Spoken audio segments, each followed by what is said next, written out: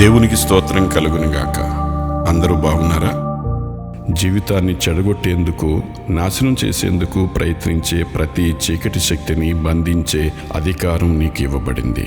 దేవుడు నీ చేతిలో పెట్టిన గొప్ప ఆయుధం ప్రార్థన అయితే దానికి శక్తినిచ్చేది దేవుని వాగ్దానం. దేవుని వాగ్దానం ఏమిటంటే, భూమి మీద మీరు వేటిని బంధింతురో అవి పరలోకమందును బంధింపబడును, భూమి మీద మీరు వేటిని విప్పుదురో అవి పరలోకమందును విప్పబడును. మత్తయి 18:18. అంటే చెడును ఆపేందుకు, మంచిని అనుమతించేందుకు యేసు నామంలో నీకు అధికారం ఇవ్వబడింది. నిరాశ, నిస్పృహ, సోమరితనము, బానిసత్వము, కృంగుదల, దూషణ మాటలు, ఆందోళనలు, భయము, వైఫల్యాలు, అలాగే చెడు అలవాట్లు, వీటిని బంధించడానికి దేవుని సన్నిధిలో నీకు ఆయుధం ఇవ్వబడింది.